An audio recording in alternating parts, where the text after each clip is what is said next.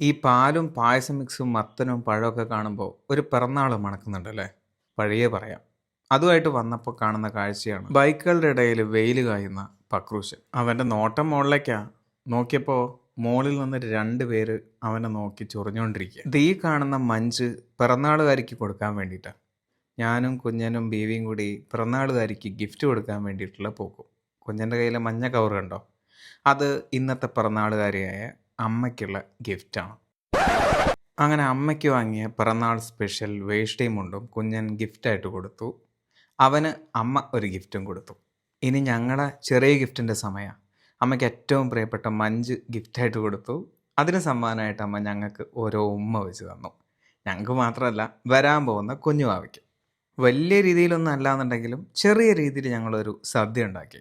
ചോറ്, സാമ്പാർ, ചെറിയൊരു ഉപ്പേരി, പപ്പടം, പിന്നെ ഒരു നല്ല പായസവും. അങ്ങനെ ആ ചെറിയ സദ്യ ഞങ്ങൾ വലുതായിട്ട് അങ്ങോട്ട് ആഘോഷിച്ചു. ഒരു മിനിറ്റ്, ഇത് അടുത്ത ദിവസമാണ്. മിനിഞ്ഞാന്ന് എനിക്ക് വീഡിയോ ഇടാൻ പറ്റിയിട്ടില്ല. ഇത് പിറ്റേ ദിവസം രാവിലെ മറ്റൊരു സ്ഥലത്തേക്ക് ഞങ്ങൾ പോകുന്നതിൻ്റെ തുടക്ക കാഴ്ചയാണ്. ഈ പ്രിസ്ക്രിപ്ഷൻ കണ്ടാൽ അറിയാലോ. ഇന്നത്തെ യാത്ര ബേബി മെമ്മോറിയൽ ഹോസ്പിറ്റലിലേക്കായിരുന്നു. ബേബിയുടെ 8ാം മാസത്തെ ചെക്കപ്പിന് വേണ്ടി വന്നതാണ്. അതൊരു 1.5 ചെക്കപ്പായിരുന്നു മക്കളെ.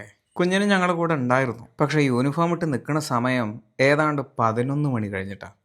കാരണം വേറൊന്നുമല്ല, വണ്ടിയുടെ ബാറ്ററി ഡൗൺ ആയി പോകുന്ന വഴിക്ക് ഒന്ന് ഭക്ഷണം കഴിക്കാൻ കയറിയത് മാത്രമേ ഓർമ്മയുള്ളൂ. തിരിച്ചിറങ്ങിയപ്പോൾ വണ്ടി സ്റ്റാർട്ടാവുന്നില്ല. അതുകൊണ്ട് അവനെ സ്കൂളിൽ കൊണ്ടുപോകാനും പറ്റിയില്ല. പക്ഷേ 11:30 അവനെ ഞാൻ വീണ്ടും സ്കൂളിലാക്കി. എന്നിട്ട് ഞാൻ വീണ്ടും തിരിച്ച് ബേബി മെമ്മോറിയൽ ഹോസ്പിറ്റലിലേക്ക് വന്നു. അതിൻ്റെ ഇടയിൽ ഷോറൂമിൽ നിന്ന് ആൾ വന്ന് ബാറ്ററി ശരിയാക്കിയിട്ട് പോയി. അപ്പോഴാണ് അടുത്ത വിശേഷം അറിയുന്നത്. ചെക്കപ്പിന് വന്നിട്ടുള്ള ബീവി ഇന്നിവിടെ അഡ്മിറ്റാണ്.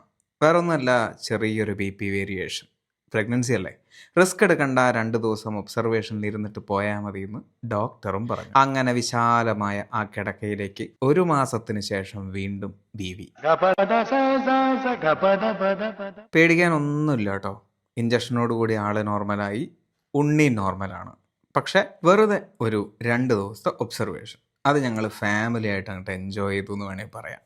അപ്പോൾ ബേബി മെമ്മോറിയൽ ഹോസ്പിറ്റലിൽ നിന്നും എല്ലാവർക്കും ഒരു ശുഭരാത്രി.